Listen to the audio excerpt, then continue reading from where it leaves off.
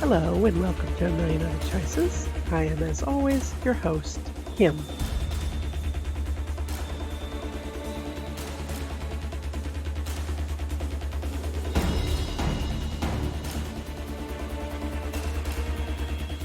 The story that I have for you today includes pretty graphic violence committed towards young children, so it might be hard to listen to for some of you. It spans from about 1944 to 2010, so if you aren't normally a fan of old stories, don't worry, we're going to travel through time to modern day.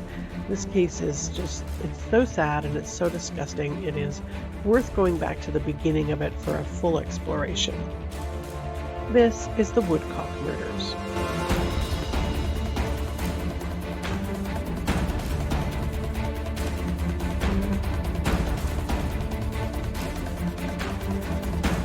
We started Toronto on the afternoon of September 15th, 1956. Little Wayne Mallet, who was visiting his grandparents with his older siblings, were playing outside of their grandparents' house. And the older kids took off on a streetcar on him to go downtown. So he got kind of bored and he wandered away from the yard to venture into the neighborhood, which was something small children were easily able to do back in 1956. Despite no cell phones or GPS to keep tabs on kids, parents let their kids out to play because serial killers and gross pedos, although they existed, they weren't something that was on any parent's radar as possibilities. And the part of Wayne's story that should have been the worst for Wayne's mom to learn was that during that afternoon he had wandered down to some railway tracks by the Canadian National Exhibition Fairgrounds, which were actually closed at the time. But he didn't make it home by dinner and a search was launched. A security guard down by the fairgrounds who monitored the empty grounds remembered an odd teenage boy wearing black-rimmed glasses that had come up to him and asked him if dead bodies were ever found in the woods around the grounds. So they focused their search on that area because, that's a little odd. 7-year-old Wayne Mallett's body was found early the next morning right in that area. His face had been pushed into the dirt, and pennies were scattered around his body, not like an accident, but more like something that had been done purposely. Also, between his splayed feet was a pile of human defecation, and not from the loosening of Wayne's bowels upon his death, but deposited there by somebody squatting and having a bowel movement. He appeared to have been undressed and then redressed after he was dead. His cause of death was strangulation, and there were two distinct bite marks, one on his calf and the other on his buttocks. It was a rather disturbing and graphic scene for investigators. And because of the shocking and horrific nature of this crime, detectives are pretty pressed to solve Wayne's case and get justice for his parents, who were, of course, distraught and were never the same again after that. It was determined that the bite marks on Wayne's body were from someone in their teen years, so not an adult, and this made the boy with glasses a pretty good suspect as the killer.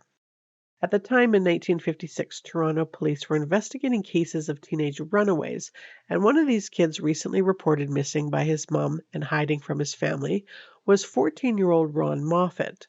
And they talked to his mom and discovered that he was actually hiding in one of the apartments in the building his parents owned. Now, Ron had a pretty good alibi. He had been at the Bloor Street Theatre on that day that Wayne had disappeared. But that was no bother for the police. He wore glasses and he matched the description. He also had worked at the Canadian Exhibition and therefore had knowledge of the area.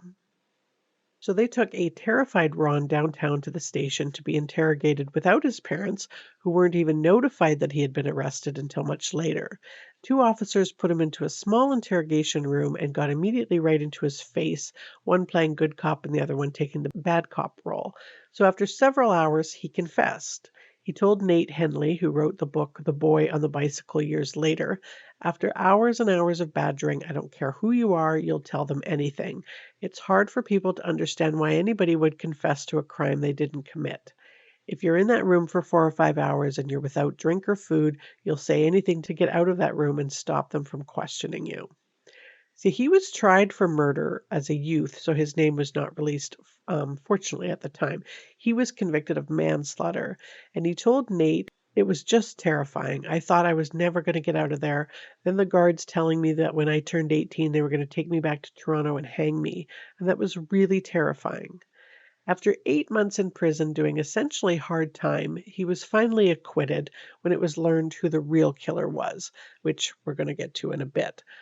But he said that the judge, when he was acquitted, told him that he had deserved what had happened because he confessed. Quote, "Well, geez, the confession was coerced by two big brawny detectives in my face, a 14-year-old boy in a little 8-by-8 room threatening you with violence."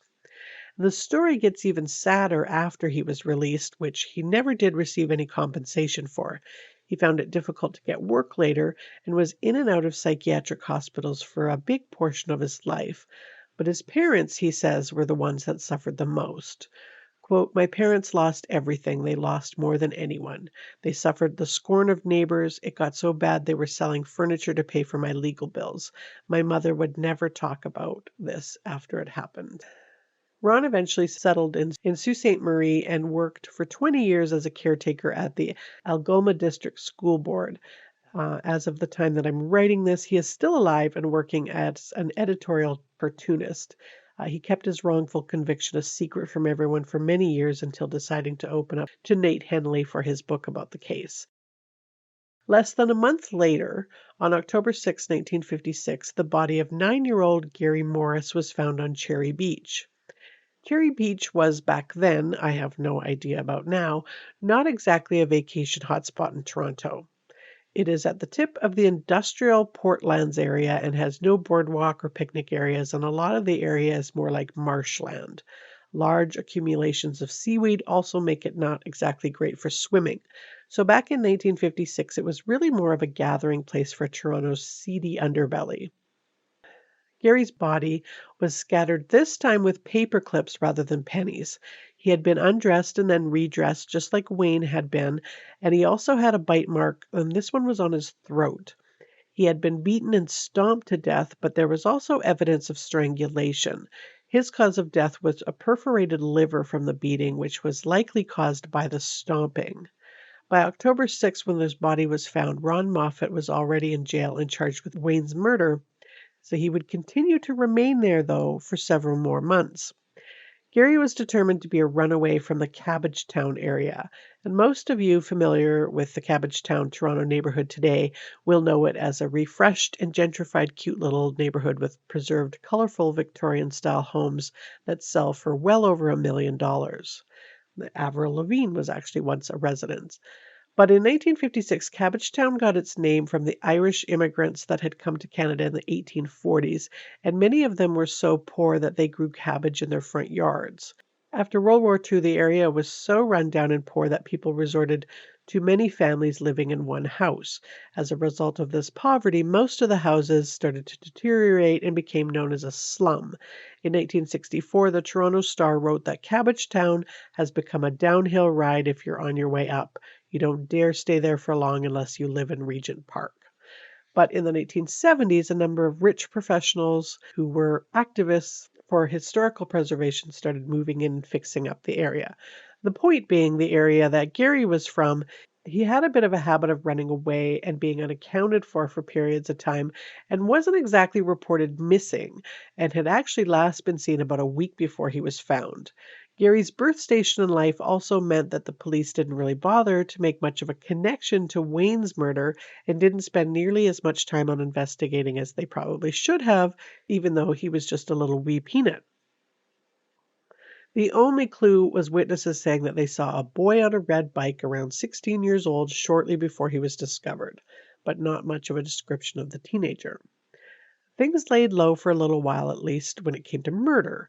There were a few attempted kidnappings and child molestation cases where the perpetrator kind of matched the description of this teenage boy on the red bike with glasses, but we have to give investigators at the time a bit of a pass on their investigations. The term serial killer hadn't even been coined yet, and in 1956 they were still prosecuting homosexuals and lynching people for having dark pigmented skin. So expecting them to have looked up the DNA in a CODIS or used FBI profiling techniques would be asking a bit much. And crime escalation patterns weren't something people discuss like we do today when we hear of some kid hurting an animal or something like that. Then on Saturday, January 19th, 1957, they received a call that would change everything. Around 3:25 that afternoon, while Frida Auld and Burnett Voice were getting ready to go shopping together with their 4-year-olds, Johnny Auld and Carole Voyce. 4-year-olds aren't exactly known for their patience listening to their mom's gossip and chatter, so they were dressed in their snowsuits and they were sent out of the apartment building at 1066 Danforth Avenue down to the main floor to wait on the sidewalk for them. And it just so happened that Johnny's dad, William, was on duty as a clerk at the Bain Brothers paint store at the time, which was located directly below their apartment. So he could see the two little tots through his store window. When William had his head turned, distracted by a customer, a teenager with glasses on a red Schwinn bike rode up to the two little peanuts and asked them if they wanted to ride on his bike, but they would have to take turns. Johnny and Carole haggled back and forth a bit, and then it was agreed that Carole would go first. So the teenager lifted her up onto the handlebars and started off towards Donlands Avenue. But Johnny panicked when he saw which way they were going, knowing that he wasn't allowed to go west of his own street. So he ran upstairs to his mum and told her what had just happened, and the two mums called the police. The police traveled the icy roads in the direction that the boy and Grace were headed, which led to a ravine by the Prince Edward Viaduct that connected Bloor Street and Danforth Avenues. And around 11 o'clock that night in the darkness, her little nude body was located. An autopsy the next morning under the harsh fluorescent lights of the morgue, the true horror of what little Grace had endured was revealed. Grace had been strangled to unconsciousness. Her eyes had been gouged out. She was sexually assaulted, and then a tree branch had been shoved so hard and so far into her vagina that her liver had been ruptured. The final indignity had been a kick to the head. And did I mention that this little peanut was 4 years old? 4 freaking years old. Thankfully, this time there was more than one witness that could give a good description, and a composite sketch was published on the front page of the Toronto Star. Deputy Police Chief Archie McCarthy had assigned 250 detectives to Grace's case and was quoted as saying, "Someone, probably his mother, knows who this killer is, and I'll ask her to tell us despite the anguish she will suffer." And that same day, a classmate of the high school recognized the boy in the picture as 17-year-old Peter Woodcock. Peter Woodcock was remembered by a couple of officers as the boy caught the previous June with a missing 10-year-old girl. In that incident, apparently, according to him, the girl had told Peter that she wanted to commit suicide. Now, this was a 10-year-old girl, and asked Peter to help her. But after starting to choke her, he chickened out. Now, what's so interesting about this is that this is just a tiny little incident noted in only 2 reports, and there is nothing about what, if any, charges he faced for this. It's very strange, but clearly there weren't a lot of consequences for it. Peter Woodcock had been born in Peterborough on March 5, 1839, to a teenage mum who was a factory worker. There are reports that she gave him up for adoption as a newborn, but other reports say he was seized from his mum by social workers. But either way, he spent his first 3 years of life being bounced from foster home to foster home and often abused, once getting severely injured in the neck by a foster father. Part of the issue apparently was that as a baby, he cried constantly and he was hard to handle. Then when he was 3, he was adopted into what was always been described as a loving and supportive home of a very affluent couple, Frank and Susan Maynard, who lived in a big fancy house on Linton Boulevard.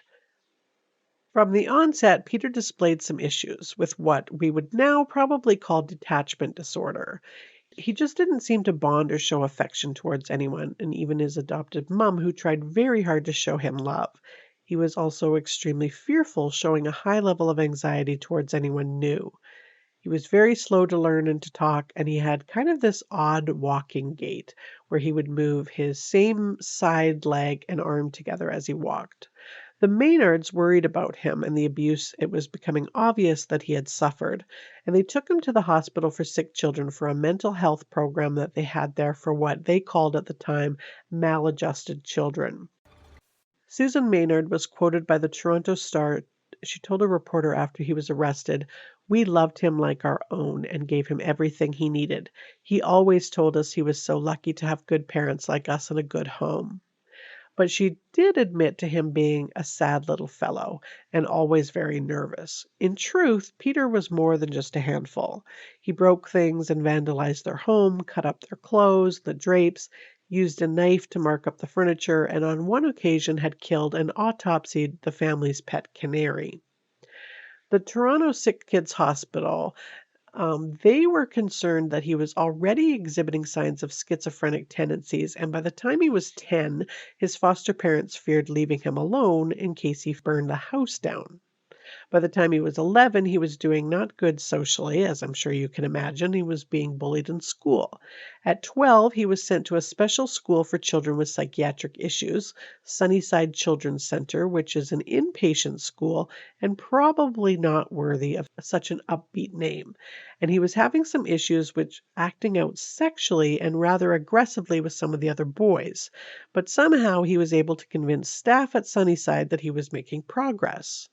But in reality, he had developed some violent fantasies and once told a social worker who took him to the Canadian National Exhibition, "I wish a bomb would fall on the exhibition and kill all of the children." By the time he was 15, he had escaped into a fantasy world where he was the leader of an imaginary gang of soldiers on bikes. The red Schwinn bike that he had received from his parents as a gift was his most treasured possession, and he would ride it all over the town. By this time, he was also grappling with some pretty strong and sick sexual urges towards children and was fascinated by the human body and anatomy. In exchange for rides on his bike, he would often get neighborhood children to undress for him so that he could examine their privates. And it was around this time that the incident with the 10-year-old girl had happened, the supposedly suicidal 10-year-old. He admitted to his therapist that he had become aroused sexually while he was choking the girl. Peter did confess rather readily to Carole's murder and the murders of Wayne and Gary. He also admitted to the molestation of about 11 other kids and even took police on a tour of some of the hidden spots that he liked to use for choking his victims into unconsciousness and then using their bodies as a private playground. He said that his first murder had been Wayne and he had seen him while out riding on his bike. He says that he was immediately taken with the young boy and started to talk to him and find out both of them had an interest in trains. So once down in the wooded area behind the fairgrounds, he told him to take off his clothes, and then Wayne said no. Peter kicked him and bit him. Once on the ground, he pushed his face into the dirt until he stopped moving, and then undressed him and examined his naked body before putting his clothes back on him and leaving.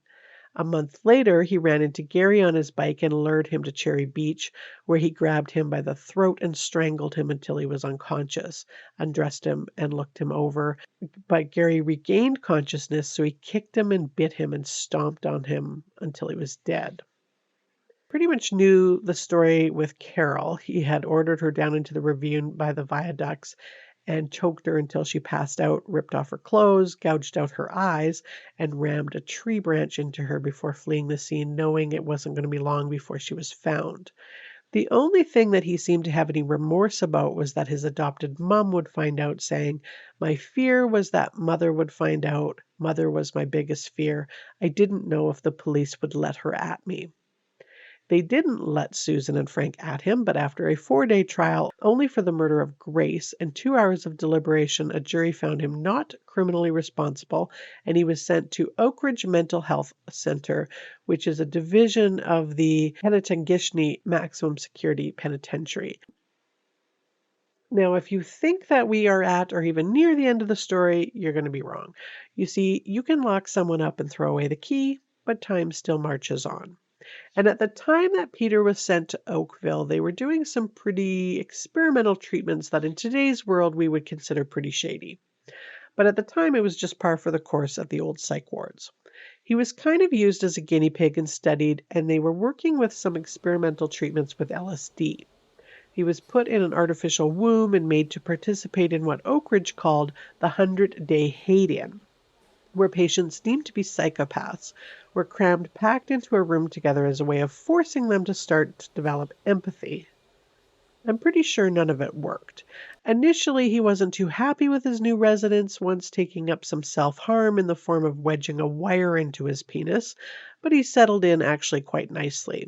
He was able to manipulate a lot of the patients, and better yet for him, he now had access to captive men of all ages and sizes and shapes to sexually brutalize.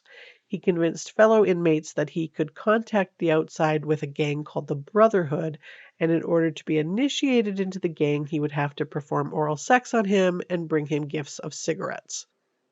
In 1981, for some odd reason, he legally changed his name to David William Kruger. I'm not sure how you can do that. You'd think it's kind of a legal thing. You have to be considered mentally fit enough to sign a form, but that's what he did. I'm still going to refer to him as Peter, though, because I don't want to confuse you while you wash dishes or are half listening while you yell at your kids to stop fighting and suddenly think you're listening to a different episode. Anyways, while in Oakville in 1977, Peter became friends with a guy named Bruce Hamill, who came to live at Oakville when he was 21 after being found not criminally responsible for stabbing his neighbor in Ottawa, a 58-year-old school caretaker, 36 times because she made my mother mad. She was mean, rude, and very insulting. Hamill and Peter were actually more than friends and became lovers, but Bruce was given an absolute discharge in 1988 and left Oakville. Now, if you're not familiar with that term, an absolute discharge is one of the 3 different kinds of things a psych review can provide you if you're ever deemed not criminally responsible. It basically means in the eyes of the review board, you are either cured or compliant with taking your meds and no longer a danger to society. Now, remember, when you get an NCR, it's basically a not guilty or acquittal. So after you're deemed good to go, you are released without any restrictions, unlike a murder conviction where you serve however many years and then you live on parole and under supervision until you die. So Bruce wasn't supervised, and he actually got married and then got a job as a security guard at none other than the Ottawa courthouse. Meanwhile, Peter had managed to convince staff at Oakville that their treatments were helping, so he was downgraded in security and moved to Brockville Psychiatric Hospital, which is considered a medium security hospital.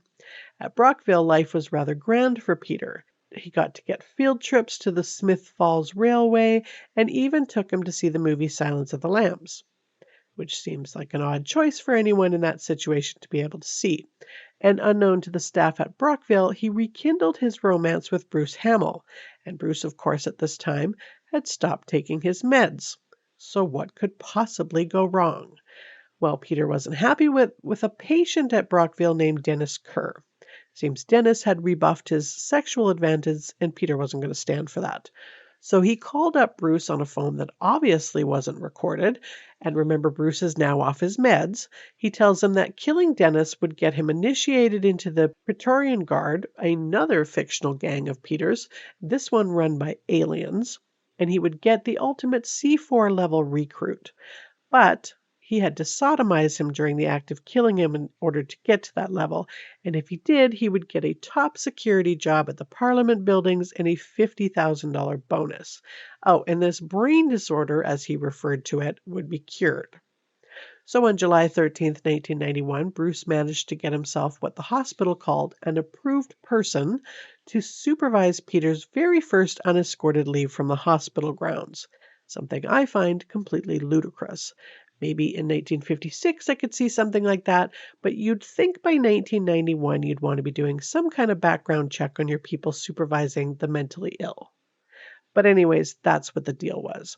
So on that day, Bruce was to pick up Peter and take him for ice cream, and they had 3 hours off the grounds. Before picking Peter up, Bruce made a pit stop at a hardware store and got a wrench, a hatchet, some knives, and a sleeping bag, which, had I been the one checking him out of the store, would have maybe made me lift an eyebrow. But I guess this person just figured he was going camping.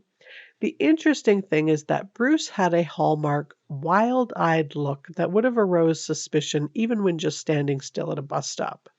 He took his supplies and hid them in a grove of trees behind the hospital before going into the front doors to sign out Peter and collect him for their adventure. Peter had given himself 10 minutes of his 3 hours to dispose of Dennis, so he had to get moving. Instead of heading for ice cream, they went around to the back of the hospital where Peter had convinced Dennis to meet him under the lure of having a set of drums for him. Dennis was obviously not supervised on the grounds and met him behind the hospital and told him to come with them into the woods because that's where the drum set was, and the 27-year-old Dennis Kerr was more than happy to oblige. Peter then struck him with a wrench and beat him with it repeatedly, while Bruce grabbed the hatchet and hacked and stabbed him more than 100 times before taking turns sodomizing him and then sexually mutilated him. Peter later referred to Dennis's killing as the thrill, the last hurrah, the final episode. Dennis was left unrecognizable and his head was a bloody pulpy mess, his body cut open and partially decapitated. Bruce then took a handful of sleeping pills as Peter had instructed him to wait for this gang of aliens to come for him and inject him with a potion that was going to fix his disordered thinking. Peter's original plan was to sexually assault and murder Bruce as well, but by this time he was 52, he'd packed on a few pounds, and all that stabbing and sodomizing had worn him out. So he just walked to the closest police station and turned himself in. And he still had about 2 hours left on his day pass. The police came and collected Bruce from his sleeping bag. And both Bruce and Peter were once again found not criminally responsible and sent back to Oakridge.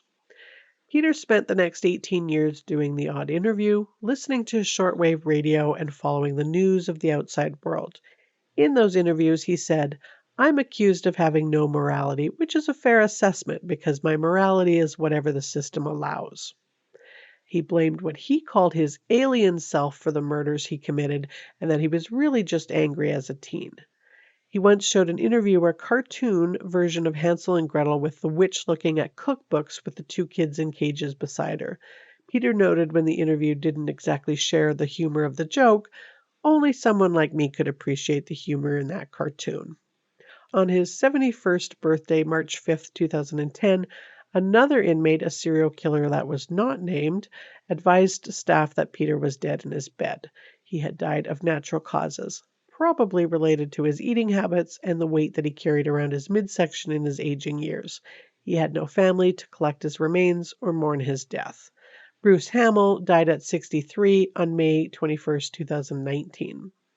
Oakridge was demolished in 2014 with Waypoint being built in its place. Now, I'm going to come back to this in a minute because that story gets very interesting. But in 2014, the Toronto Star published an op-ed that criticized the NCR reform bill that was going on around that year. The article pointed out that lives are not going to be saved by amendments to the legal bill that makes us choose between public safety and the rights of the mentally ill. And this reform bill only dealt with changes to how patients are dealt with after an NCR finding, but didn't address the issues that are happening in the mental health care system before tragedy strikes, something I would wholeheartedly agree with. Vincent Lee, who decapitated 22-year-old Tim McLean on a Greyhound bus in 2008, had been receiving treatment at a hospital in Ontario, but discharged himself against medical advice. In Ontario, as in most provinces, you can't be involuntarily committed unless a doctor can show that he or she is a clear danger to themselves or others, and that danger has to be considered a significant risk. Richard Kachker, who woke up in the middle of the night screaming that he was possessed by the devil and slapped his wife, he sought out treatment at a walk-in clinic the day before. He then stole a snowplow and drove it over 35-year-old Sergeant Ryan Russell. The walk-in doctor had advised him to check himself into an addiction recovery center. And a study has shown that 65% of people that are declared NCR on a serious violent offense had been hospitalized prior to the offense. And one of the biggest problems with the bill is these absolute discharges, as in released without any conditions and no follow-up.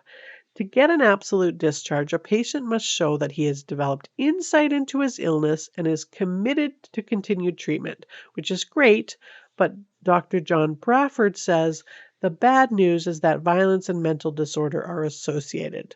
The good news is that when you treat it, the violent risk goes away. However, the risk for violence can return if those individuals stop taking medication and become ill again, and that doesn't change when you get an absolute discharge. He feels that some follow-up on patients' discharge would be a step in the right direction. The community treatment orders that exist in Ontario are too weak. If they were beefed up, they would fill the gap, but at the moment they don't.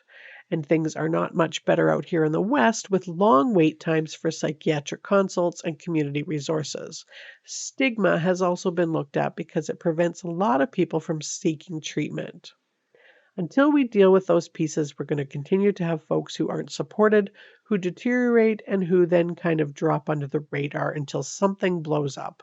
And when it blows up, it's the police that end up getting involved in it. And when it's a horrific offense, then the media and the public become aware of it and say, well, how could this have been allowed to happen? The warning signs are there, but interventions by the health system proves ineffective. It's a failure of the mental health system that must be addressed in order to protect public safety and address the needs of the mentally ill patients. More work is needed to determine the cause of these significant failures. According to the Toronto Star article, these concerns are shared by nearly everyone who has a role in the system: victims, researchers, politicians, psychiatric and legal experts, which raises an important question. If the real problem is a failure of the healthcare system and not the justice system, then why aren't we working to fix that instead? Good point. I completely concur.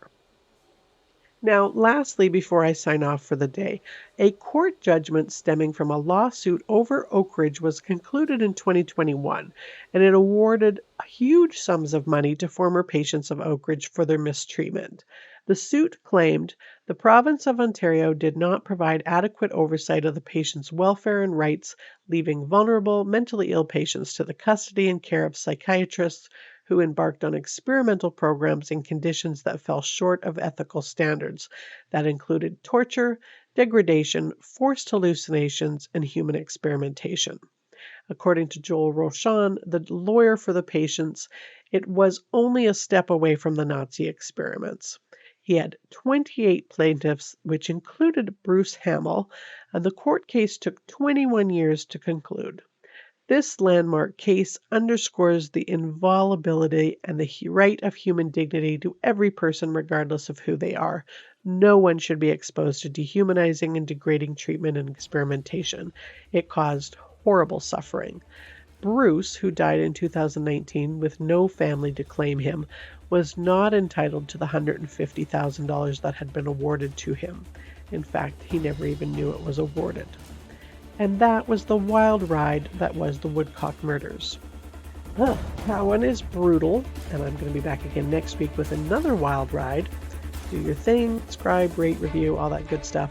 And as always, thank you so much for listening.